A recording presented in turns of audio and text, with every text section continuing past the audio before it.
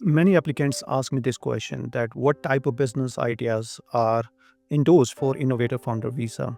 The truth is that not every idea works. It's a very complex route that requires a lot of business planning to ensure your success. So in this video, I will explain that what type of business ideas are accepted for Innovator Founder Visa, how you can assess your chances in this visa route, and how you can overcome any weaknesses that may exist in your case.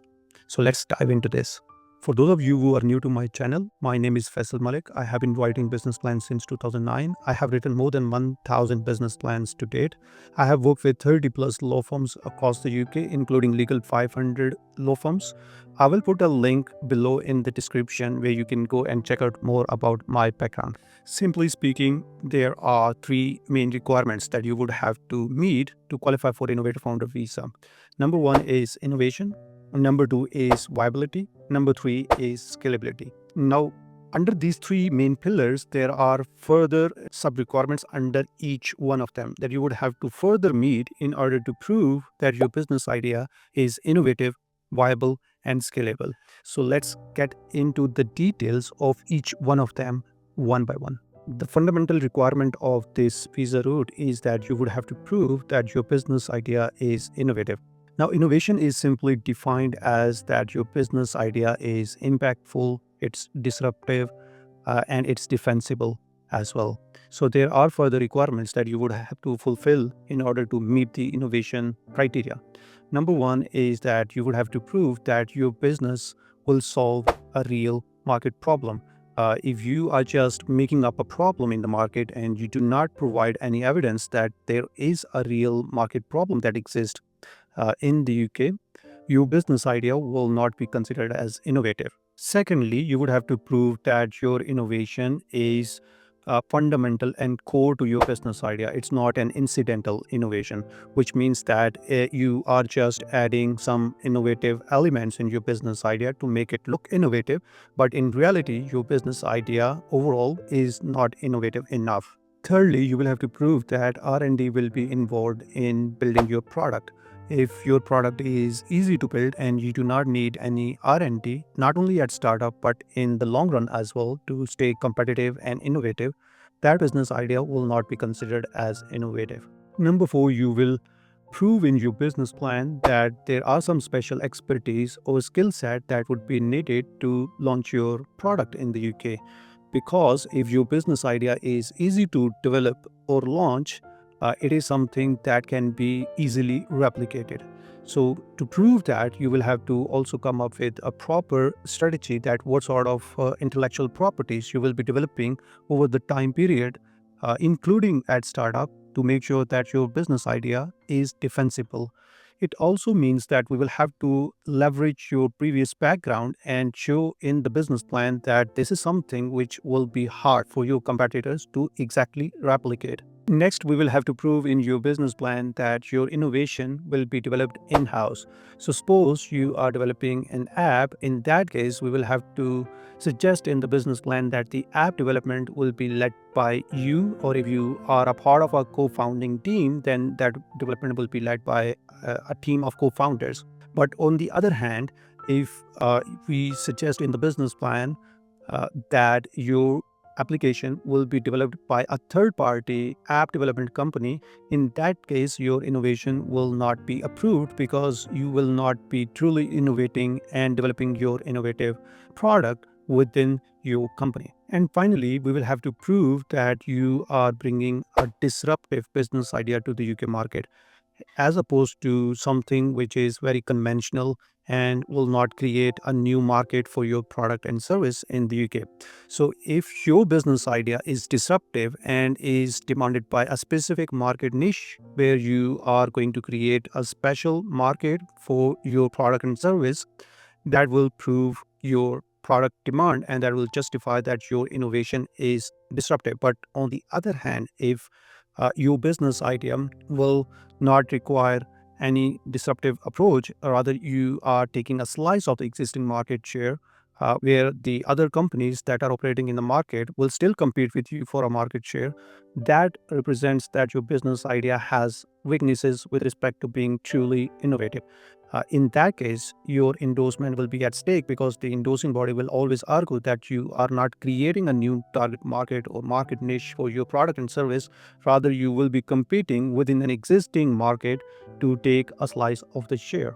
Now, let's talk about the second pillar of this visa requirement, which is viability. And there are a series of requirements that you will have to meet under viability as well. The number one requirement that you will be meeting is to prove that you have the relevant background with the proposed business idea. So let's say if your business idea is in fintech, so we will have to now prove that you have the finance experience as well as the technology experience because it's a fintech product. Now, there could be two scenarios here. You just have the finance background, but you do not have the technology background. That will be rejected. That endorsement will be rejected based on lack of viability in your project.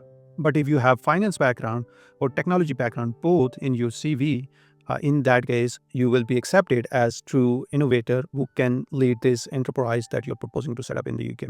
And the third scenario could be that if you just have the finance background, but you do not have the direct technology background, you can onboard a co-founder to fill that skill gap that exists in the founding team. So in that case, you will be able to prove that your founding team's background is exactly similar to what is required by the proposed business idea. Second requirement under viability is to prove that there is demand for your product and services in the UK. And that can be done through two ways. Number one, you will do the primary market research to prove that you will have enough demand for your product and service in the UK. And the second method to prove your demand is through secondary market research. So in the primary market research, you will have to interview some of your potential customers or take a quick survey from them to prove that they are actually looking to use a product similar to the one that you're proposing to launch in the UK. If the survey results are promising and positive, that will prove that you have high market demand in the UK.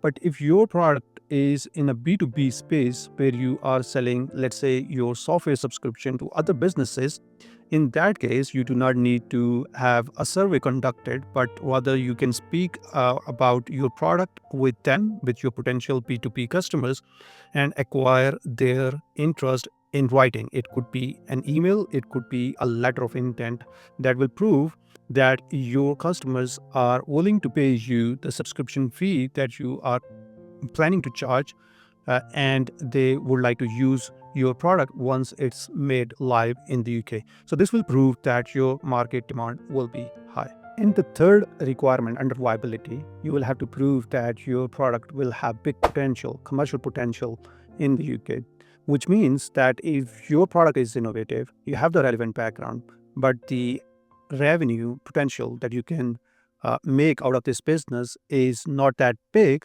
then the endorsement body could still challenge your business viability. So you will have to prove in the business plan that this business idea is something that will have exponential growth in terms of revenue, not only in the UK, but across the world. This will prove that your business idea is impactful and it would be able to generate millions of pounds of revenue in years to come. And the next requirement is also closely associated with making revenue, and that is about clearly stating your revenue model. And you would have to make sure that your revenue model is clear, it's believable, and it is also economical and within the budget of your target market. So if you meet these requirements, then your market viability with respect to making revenue overall and from each customer would be extremely good, and the endorsing body would believe more in the viability of your project. Now, the next requirement about viability is to prove that you have enough capital to launch your startup in the UK. Now, the startup capital requirement varies from companies to companies. I have created already a video on how much funding is sufficient to launch a startup in the UK and how you can prove your financial viability through investment for this particular visa route. I will put a link below in the description. You can check out that video to get more details on that one. The third and the final requirement pillar under Innovator Founder Visa is scalability. Now, scalability, in my opinion, is one of the easiest requirements to meet. There are further sub-requirements that we will have to fulfill in order to prove that your business idea is scalable and to qualify you for the Innovator Founder Visa. Number one is that we will have to prove that your business model is flexible. Market demands and market factors and consumer behavior and buying patterns do change over the time period, and technologies also advance over the time period. So we will have to prove in your business plan that your business model is so much flexible that you will be able to optimize your product in response to changing market variables. If we are able to do that, we will be able to prove that your product is scalable. Secondly, we will have to prove that your product will not just have the local relevance, but it is something which can be expanded on a global level. So your global expansion phase by phase is something that would have to be properly explained in the business plan in order to help you meet the scalability requirements. So for example, the product could start from the domestic market. Let's say in year one, you will just be focusing on the domestic market, but in year two or year three, you should show some potential to expand your product on a global level, such as expanding your product to Europe or maybe to North America in order to enhance your global footprint. Next up, we will have to prove that with the global expansion plan, your marginal cost is something which remain under control.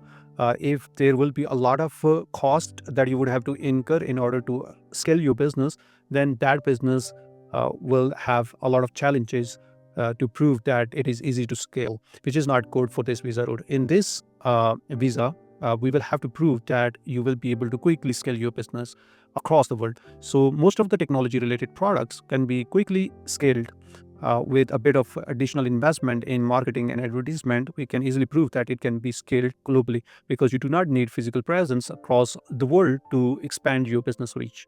Another requirement that you will have to meet in your business plan to prove your business scalability is to show potential for creating skilled jobs in the UK.